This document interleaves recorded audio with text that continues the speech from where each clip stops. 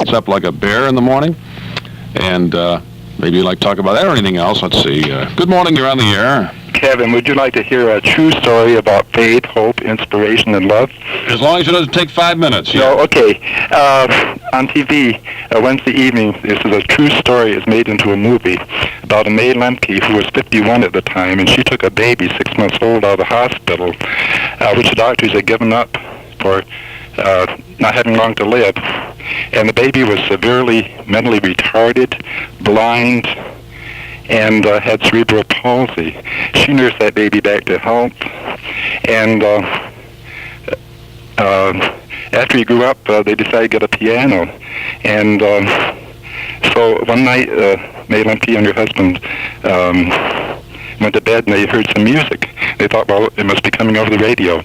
And this retarded boy was playing on the piano, one of the piano concertos, and it was beautiful.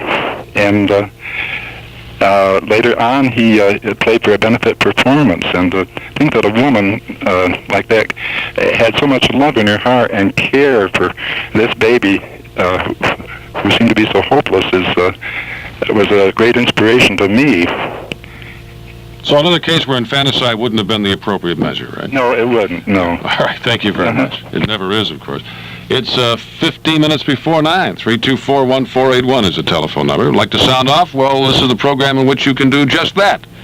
Call us with your views on the news or raise some topic that we haven't thought about. That's very often what happens on this show. Someone brings to the forefront an issue that we haven't even considered. Well, the line is open right now. Give us a call. 3 ways to your Valentine's heart from her store, McBride's. Delight her with the magic of spring, fashioned by White Stag, the easy look of zip jacket, the snap front skirt, or the back elastic trouser. Perfect corduroy styles that make ideal Valentine gifts, and you save 50%. That's right, at McBride, save 50% on these White Stag styles. Or favor your Valentine with softly shaped knit sweaters. Always a pleasure to receive, and with colors that say, wear me now. Kelly green, skipper blue, vivid white, and honey beige. Or you might find the best way to her heart in McBride's sale rack of $10 dresses and skirts. There, she'll discover savings of up to $69. MasterCharge and Visa Charge welcome to McBride's, Broadway in Hornell. Hey, we're on Sound Off 13 before the hour. We had a topic there we threw out. Let's see what happens. What do you do in your house if you have a grouch in the morning? You know, we all have, those of us who have fairly large families all have variety packs in the morning. You know, you got one person who's cheerful and bubbly. They can be a problem, too. And then you have the kind who get up like bears and they just want to do battle with whoever crosses their path. Now, Steve had a solution for this problem, which is no solution at all. And I think it speaks to us of the kind of radical that I have to work with here. Steve, tell him what your solution is there for the grouch in the morning. My solution is for the person who is the bear in the morning, take them out on the lawn and hose them down. I think that's terrible. It speaks to me of the kind of person you are, Steve. I think most of these people out here take you as reserved and kind of laid-back, easygoing type of philosophical almost. And there you are, nothing but a crazy man. Insane. And I would suggest a 2-inch hose as well. You need some velocity and some strength. Yeah. So to handle a person like that. So they know you mean it. That's right. You know, a half-inch garden hose is not going to do the job. Well, Steve, I don't know what to say to you, but that's not the solution. Maybe some of our listeners have a solution to the grouchy partner. Well, it's not just, it doesn't happen in my house, you understand.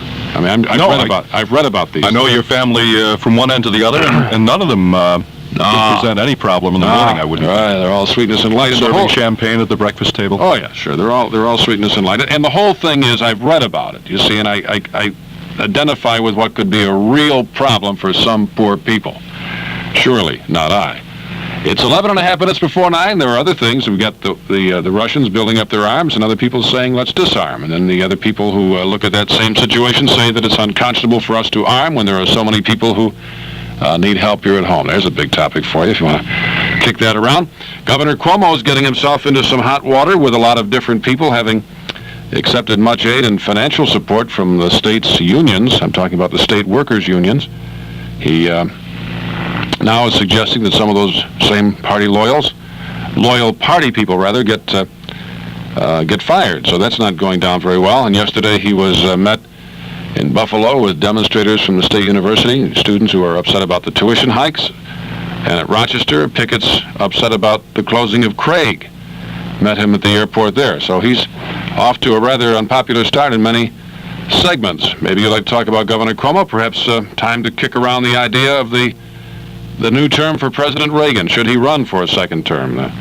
Some of his supporters are saying yes, he's the only hope they have, and others are saying no, he should step aside for a younger man. Well, what's your view? Line is open right now. We'd like to hear from you. It's 10 minutes before 9. We'll take a little break. Ever taken time to compare regular bread and rolls with salt raisin bread? I don't mean just reading the label now. I mean the old taste test. You know, try some muffins you bought in a store, compare them with Dominic's salt raisin bread.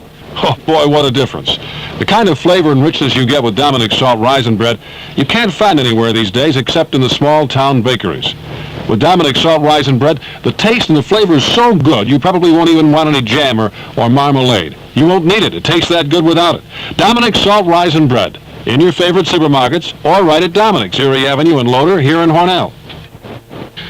We had hoped to get Savo Yevremovich on the program, if only briefly this morning, but he's not available. We wanted to talk about the banking problem. I don't know if you've been following this or not, but the major banks in this country, the top 7 or 8 banks, have allowed so many loans to third world and communist countries that they really have no hope now of recovering either the principal or the interest, that many of them are on the verge of insolvency. And if the third world countries and the communist countries were to pay back, communist countries having no intention of doing so apparently, but if they were to pay back those loans, it could put them in great jeopardy. So the solution seems to be for further loans being made to save the banks. Now, all of this is really a very interesting problem. For example, some of the real conservative Republicans are saying let the banks go down the tubes.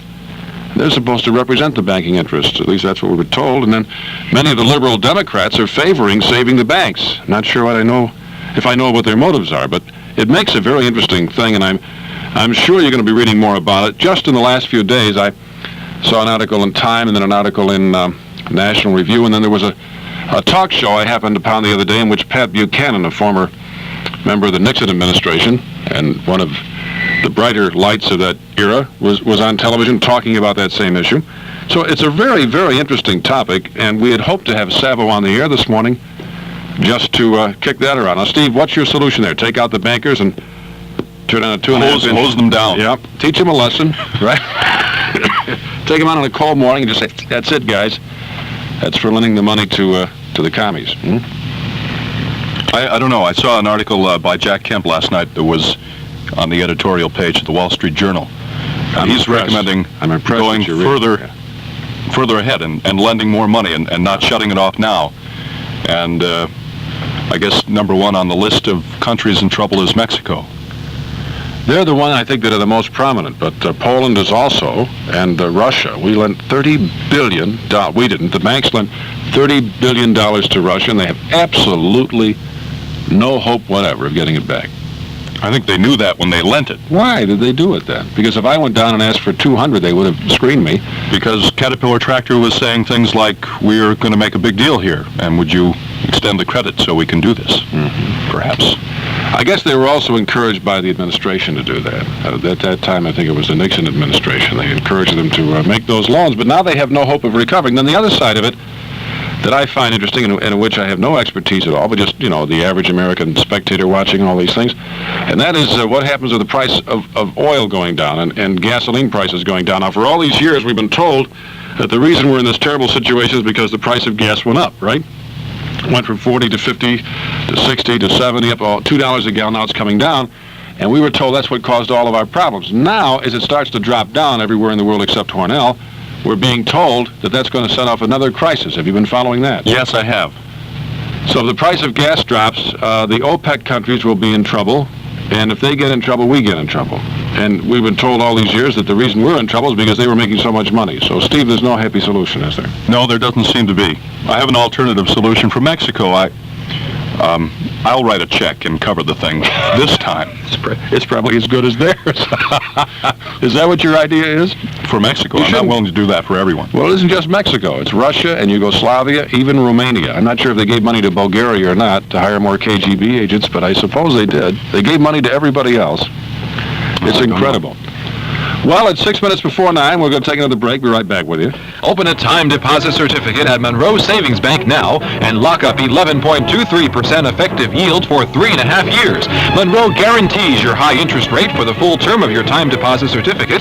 Take out a certificate for 3.5 years between now and February 14th and earn 11.23% effective yield on 10.5% annual rate. Take out a certificate for 2.5 years and earn 10.33% effective yield on 9.7% annual rate. For 2.5 years, the minimum deposit is only $1,000. For 3.5 years, the minimum deposit is only $500. There is a substantial interest penalty for early withdrawal, but you're not likely to withdraw early when your high interest rate is guaranteed for the full term of your certificate. For details, see Monroe's newspaper ads or stop at Monroe's Corning office, where now through February 14th, you can earn 11.23% effective yield for 3.5 years. And remember, you receive a cash bonus or free gift when you open or renew your account at Monroe Savings Bank, Kmart Plaza, Hornell, member FDIC. You're on the air. Good morning. This has nothing to do with your first question. If I was living with a grouch, I'd just ignore them. But something to give you something I'm not. To think You understand about. that? I'm not. They have alligators that live in the sewers. What's that? And in Hornell, we have some cats. And you can see them. There must be, I don't know if they're wild cats or whether they've just been left out too long or what, but they just come right along on the street and they just jump down in the sewer and they live down there. And it's true. You're telling me that we have cats in our sewers? Knows that. We have cats in our sewers? Right. Well, I didn't know that. That's right. Where in Hornell you're talking about? Yes. Mm-hmm. And you've seen them come in and out of the sewers? Oh, yes. Sewers? Yes, they're out day and night. In and out. I didn't know that. I can't believe that they're a great help to the health of the community, are they, huh? No, I just thought maybe Blackie Deebs ought to know that. Yeah. All right. Thank you. Thank you. Well, I didn't realize that. Didn't know we had a problem with cats in the... I think the superbugs are a real tender tidbit for a kitty. I have a friend who lives in Florida, a girl I went to school with, and they lived somewhere near the river. And they had, in fact, some of their frontage was on the river, or backyard, I don't know which, but an alligator came out and chased their kid, but they couldn't hurt the alligator because the alligator was in a protected species category. So they couldn't shoot or in any way hurt the alligator. That sounds bad to me, but that's the way the situation was. So they had to worry when their kids went out in the backyard because the alligators might get them. Good morning, you're on the air. Good morning, sir. I was wondering if someone else would please comment on this voting that's coming up February 24th in regard to the change in numbers of the county legislators. Would you like to make a comment? Apparently not. We have a caller. Good morning, you're on the air. Good morning, Kevin. Is it Kevin? Yes, it is. Well, I just like to cheer up everybody, maybe. Oh, good. I watched a program the other night on TV where the Germans were sending care packages like over to our men that's out of work. Oh, and yeah. that really, there's a little hope for us, you know. Things are going to change. That made me feel good to think the Germans were helping us for a change, you know? you remember the days when we were sending packages to them, right? Right. Okay, well, good. Thank you very much for calling. Mm-hmm. Bye-bye. Bye-bye. 2 minutes before the hour, 324-1481 is the number. I'm not sure if we have time for any long calls, but if you want to give us a quick call, we'd be very glad to hear from you. The line is open right now. We'll take a little break so you can hear this. During February 1983, the Boy Scouts of America will celebrate its 73rd birthday. Since 1910, 45 million Americans have enjoyed the adventurous program offered by the BSA. Youngsters from our area have been pacesetters in the scouting program. Today, 30% of our eligible youth are part of the Cubbing, Scouting, and Exploring program in the listening area of WLEA radio. The support of the community, the dedication of our adult volunteers, and the quality of our Cub Scouts and Explorers remain the keys to the BSA's success. From 1910 through the 1980s, Scouting has served the needs of young people and continues to challenge them to do good deeds. I'm District Executive Mark Illick. Thanks to your support of Scouting and to WLEA for bringing the Scouting message to you.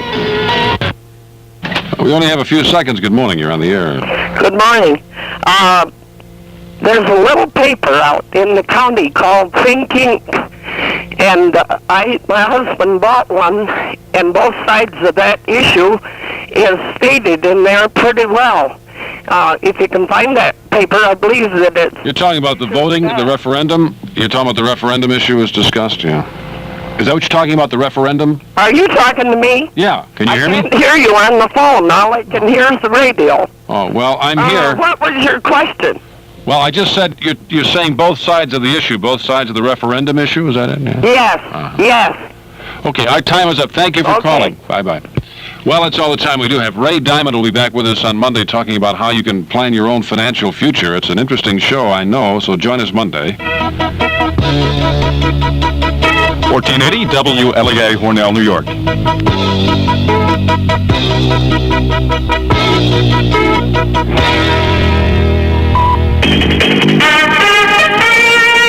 From ABC News, I'm Joe Templeton.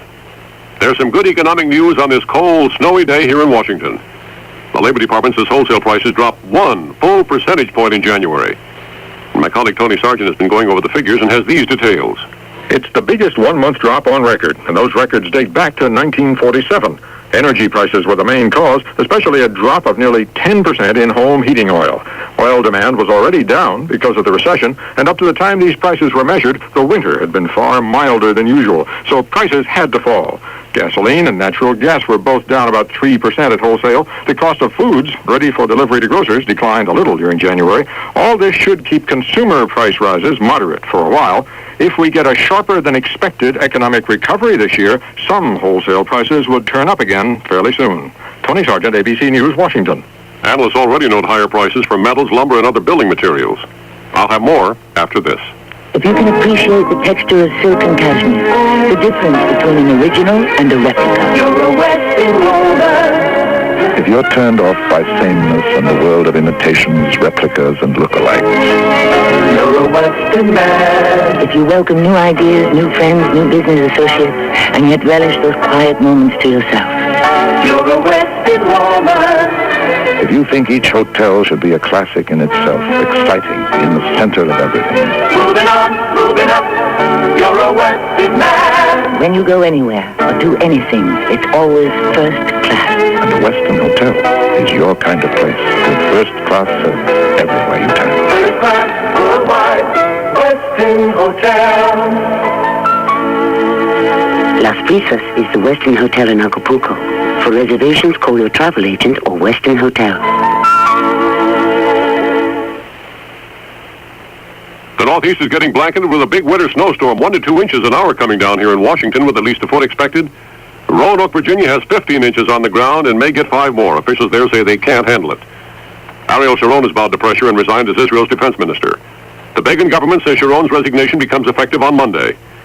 Israel Radio says Prime Minister Begin would like to see Israel's ambassador to the U.S., Moshe Aarons, become Israel's next defense minister. There are reports that while Sharon is stepping down as defense minister, he may keep a hand in the Begin government. Meir Kahane, the founder of the Jewish Defense League, was arrested today in connection with a grenade attack in Jerusalem yesterday that left 1 person dead, 9 injured. Police questioned Kahane and then released him. Irish police now say they think those anonymous phone calls saying the champion racehorse Shergar is dead are a hoax, and a nationwide search for the multi-million-dollar animal is continuing. Some independent truckers are saying they're going to stay off the road, even though their leaders have called off an 11-day strike. Some members of Congress have agreed to study the truckers' complaints. Just back from a 2-week trip to Asia, Secretary of State Schultz meets with President Reagan this morning. He'll reportedly tell the president the U.S. will be able to build closer ties with China, that American friendship with Japan and South Korea remains strong.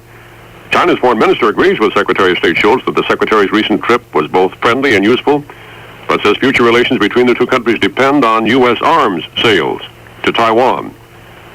Well, NASA says the first launch of the Space Shuttle Challenger may have to be put off again. The space agency says a new engine for the shuttle probably has a leak, and if it has to be replaced, it's likely to push back the Challenger first mission to the middle of next month or at the earliest. The Center for Disease Control in Atlanta says Minnesota, Oklahoma, and Texas are the first to be hard hit among the 36 states reporting flu outbreaks. Counties totaling more than 50% of the 3 states' populations reported flu. The South Central Bell Company reports computer problems cut off long-distance phone service in at least 9 southeastern states for about 5 hours last night. Texas Governor Mark White reported for jury selection in Houston yesterday, but was rejected as a juror for a robbery trial. The defense lawyers feared adverse publicity. The governor was disappointed, saying he was prepared to do civic duty. A meter maid outside the court had no trouble filling her civic duty. She gave White's car a parking ticket. This is ABC News. Researchers in Boston say they've uncovered information that they may make it possible to predict asbestos-related illnesses.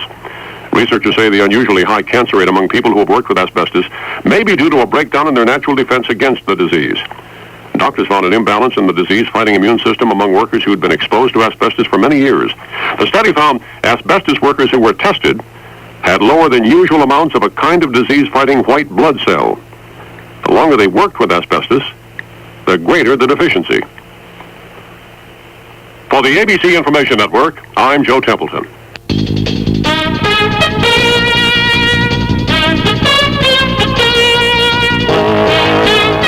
It's 12 degrees, the weather outlook cloudy today. I'm Joy Gilmore with the latest news from WLEA. A trunk reportedly filled with about 100 pounds of cash has been turned in to the FBI in Albany. Sources say it's believed to be part of the loot from the record $11 million Sentry Armored Car Company theft in December. A man who said he represented the father of one of 4 suspects arrested in the incident reportedly delivered the trunk yesterday. He was not identified and asked for a lawyer after FBI agents questioned him for several hours. 4 people are so far in custody in connection with the larceny, the largest cash theft in U.S. history. The annual legislative meeting of the Steuben County Board of Supervisors is slated for this morning in Bath. State Representative Senator Bill Smith of Big Flats and Assemblyman Randy Cool will attend the meeting to both advise the board and to hear recommendations by the supervisors concerning legislative matters. That's at 10 o'clock this morning at the Supervisors' Chambers in Pulteney Square. A Livingston County grand jury has indicted a Craig Developmental Center bus driver for 2 misdemeanor counts of endangering the welfare of 2 Craig patients. 51-year-old Clarence Harrington of 89 South State Street, Mount Morris, is charged with endangering the welfare of an incompetent person and delivering alcoholic beverages to a patient. Harrington, president of the Craig Local of the Civil Service Employees Association, was suspended from his job September 24th when he was arrested by sheriff's deputies on a complaint by the director of Craig, Albert Robidoux. A Bath teenager is in satisfactory condition in Ira Davenport Hospital after a snowmobile accident yesterday afternoon on Route 866 in the town of Bath. Steuben County Sheriff's deputies say a snowmobile operated by 18-year-old Lynn Heyer struck a nailed post and flipped over, throwing him to the ground. Heyer was taken to Ira Davenport Hospital with lacerations and a puncture wound below the right knee. He was issued a snowmobile summons for operating on an unposted highway and operating an unregistered snowmobile. The Federal Aviation Administration has extended its deadline for communities to submit proposals for an automated flight center.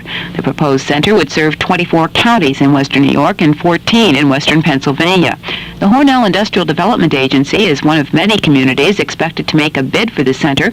It would be staffed by up to 80 flight service technicians with an annual payroll of $2 million. The deadline has been extended from February 18th to June 1st, according to published reports. A Rochester couple is waiting to receive a new water bill from the city water department, one much lower than the bill they received earlier this week for 3 months of water service to their home. Gary and Joanne Morrison were somewhat stunned when they received a water bill for $7,814.19. They complained to city water officials but were told the bill was correct. After pursuing the matter, water officials told the couple the high bill was caused by a computer error. Officials told the Morrisons they would send them a new, corrected bill for $40.47. Next news at 10 o'clock. If you see news happen, call the WLEA News Hotline, 324-1480.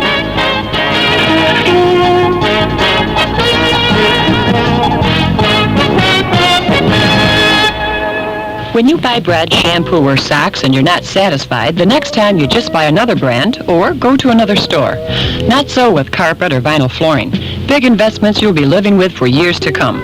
Looking at your investment from this angle, isn't it vitally important who you buy from?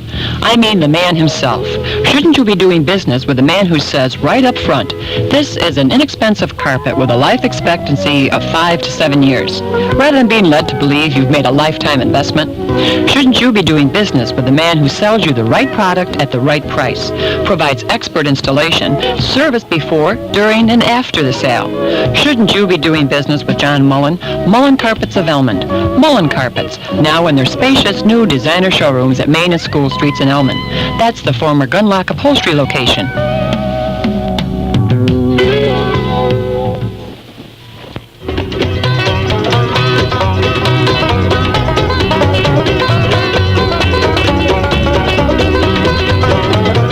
I'm Beth Moore, and welcome to the Friday edition of our program.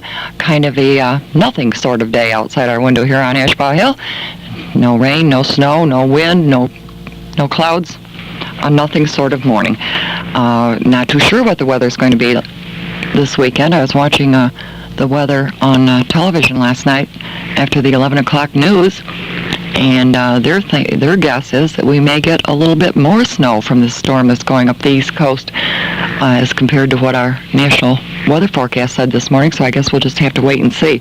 Just hope it's decent on Sunday, because we all have tickets to go see Johnny Cash in Rochester, and I'm sure we'll go even if there's 6 feet of snow, but I'd prefer to go with no snow. And please refrain from throwing airplanes in my face when I'm trying to talk, Stephen.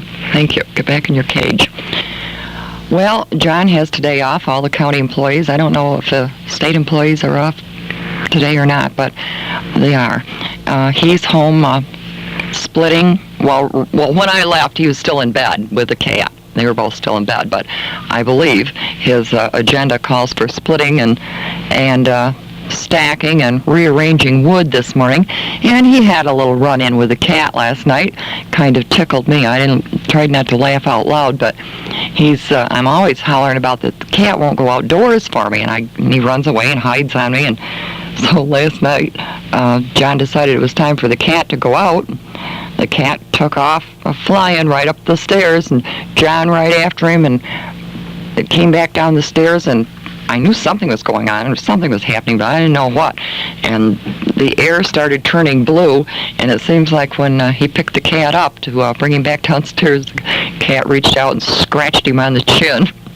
So they were not too friendly for the rest of the evening. I don't know. They must have made up, though, because the cat was sound asleep with him this morning. Today is Friday. It's February 11th. It is the 42nd day.